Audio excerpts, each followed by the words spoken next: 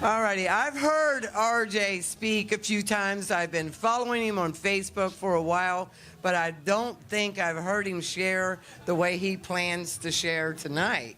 I don't think he needs much of an introduction. A lot of people here know him. So with that, I'm going to let RJ take it over now. How's everybody doing tonight? Who's proud to be in recovery? All right, that feels good. Like Chris said, I am not anonymous about my program whatsoever. I don't hide in a church basement. I don't sit around and talk to 3 or 4 guys and keep it to myself. I like to share what was given to me. Having said that, I do work a program, but that consists of what, an hour a day, which means I have 23 more hours to spread hope. Like a lot of us, before we speak, I always try to think about what I'm going to say, and I write it down, and then I listen to motivational speakers and stuff like that. But by the time I get up here, I got to remind myself this is not my show. This is my higher power show that I choose to call God today. Yes, this is National Overdose Awareness Day. This is a time for us to remember those that we've lost to this disease, but it's also a time to see what we can do to gain power from it, to gain energy from it. 129 people a day are dying from this disease. The media has no problem telling you that. The media has no problem telling you about the bad things that are going on in Florida, Ohio, Philadelphia.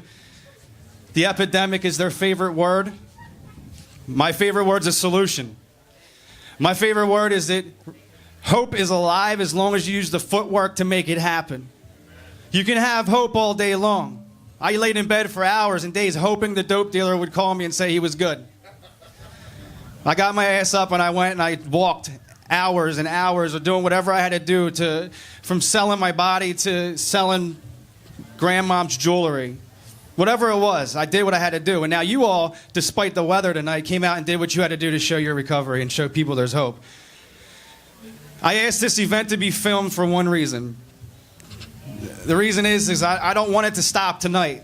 I'm going to take all this stuff and we have a team that's working together. We're going to show the entire nation what we do here in South Florida.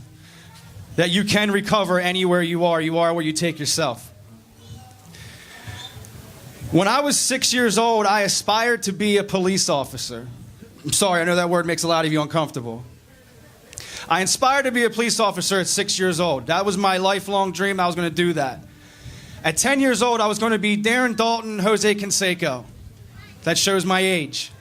If you guys don't know, they were few of the best baseball players that played the game. And I was going to be a famous baseball player. By the time I was 16, I was going to be on the PGA Tour or on the NFL. That was my thinking. That was my goals, my aspirations. By the time I was 17, I was putting a needle in my arm and drinking. Had my first daughter on the way. And completely alone in a house I couldn't afford with no electricity or water. One of my biggest idols growing up was my uncle, Uncle Tom. Stood 10 feet tall, could lift a house, threw us across the pool like we were feathers. He was my hero. He had that John Travolta swag to him. He kind of looked like him. The first night I ever smoked a cigarette was with this man. First thought to my mind was, I have arrived. I have arrived to manhood. I'm smoking a cigarette. So as I lit the wrong end of the cigarette and it caught on fire and I'm coughing and I'm almost throwing up, I realized I wasn't ready yet. I didn't know that was the last time I was going to see Uncle Tom. No idea. At the time, he had 3 beautiful boys. And one day, babci, it's Polish for grandmother. That's what we have, Polish grandmother. She got a phone call from the oldest, said, Daddy won't wake up.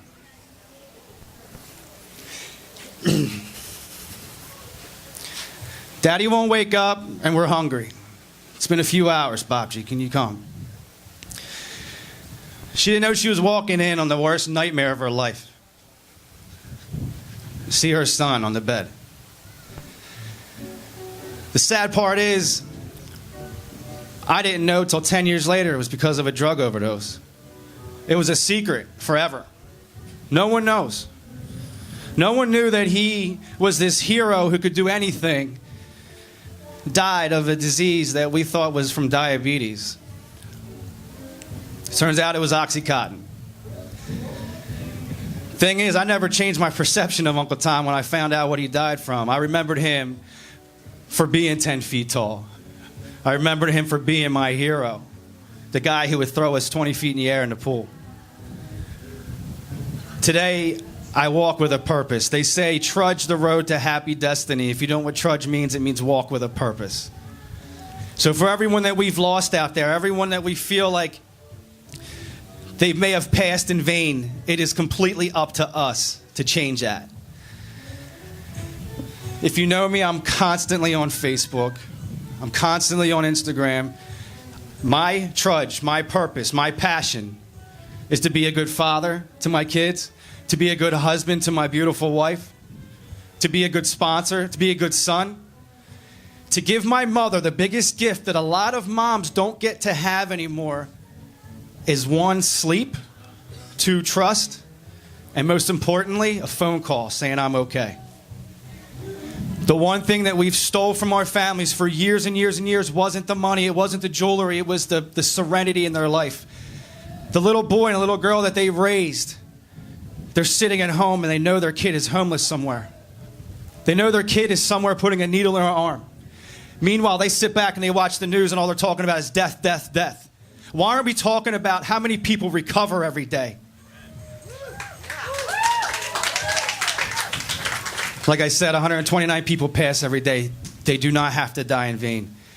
The over 2,000 that recover every day, it's up to us to be a voice. Whatever pathway to recovery you choose, no matter what it is, whether it's 12-step smart recovery, it doesn't matter what it is.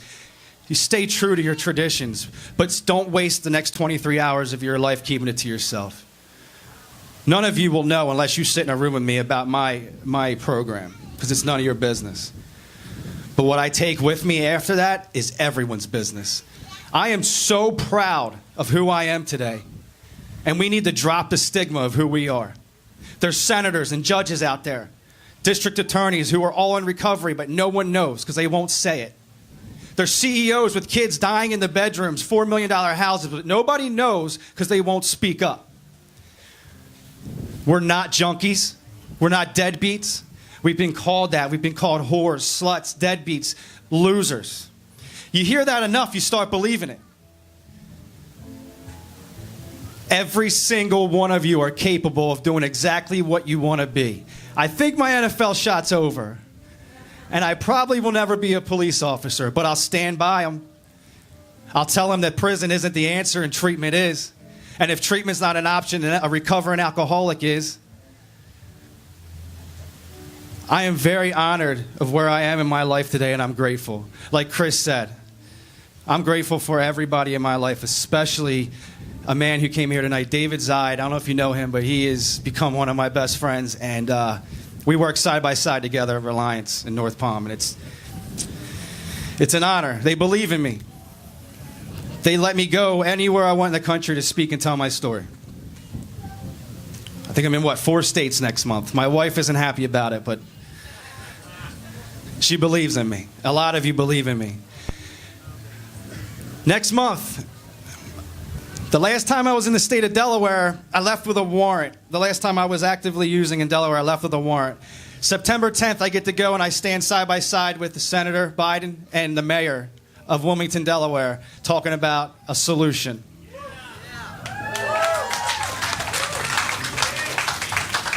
So I want to ask you a question. How many people are open and proud if you had the opportunity to get on camera or get in front of 1,000 people and say, I am in recovery? How many people would do that?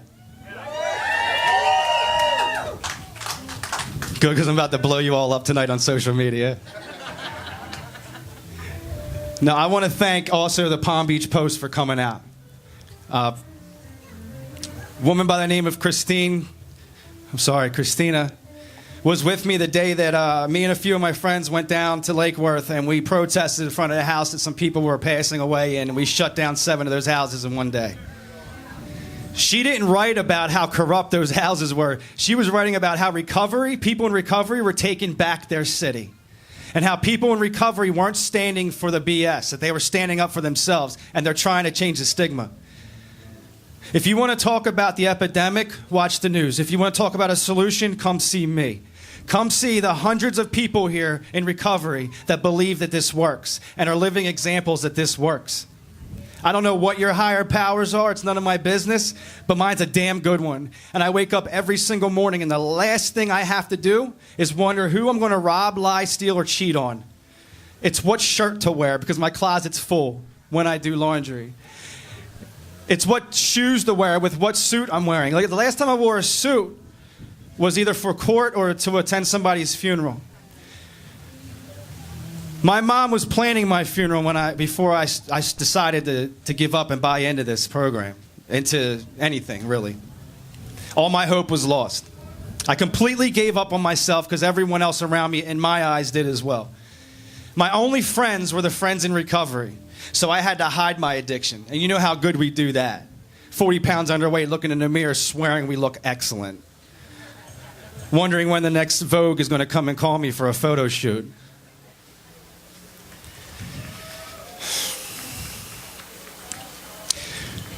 Today, I don't do that. That suit my mom bought for my funeral was returned. I came down here with a pair of shorts, an insurance card that didn't work, and a gift of desperation. And I carry that gift with me. I beg every single one of you to take this serious. Something that's more deadlier than guns and car accidents combined.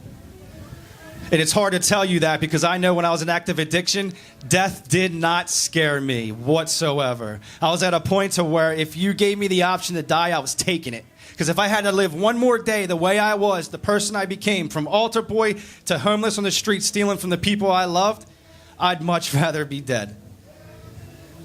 I made a decision to change my life.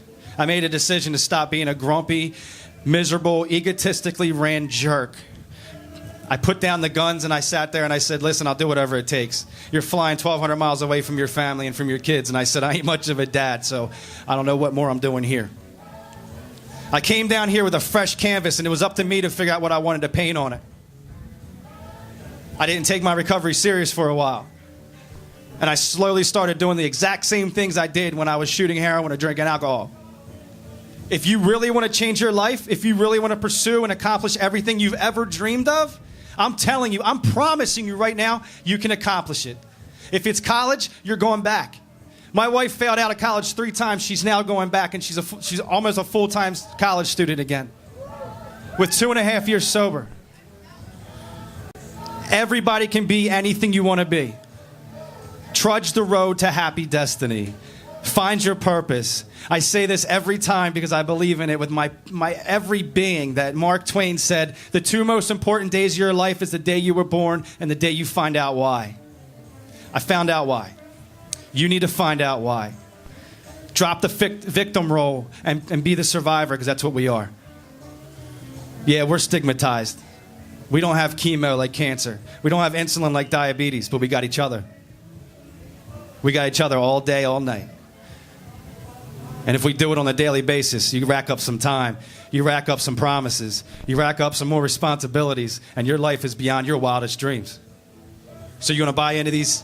You're going to buy in and listen to people who have long-term sobriety? You're going to sit there with the newcomer with 3 hours shaking, wishing that he was dead? You're damn right I am. Because I know that day, after that day, I'm going home and I'm going to bed and I'm going to smile. I'm going to be proud of who I am. I'm no saint. I make mistakes daily. But I'm getting better every day. And so can you. So yes, this is an awareness rally about the epidemic and about people overdosing. But I like to switch shit up all the time. It's about a solution. And the media needs to talk about a solution. Thank you.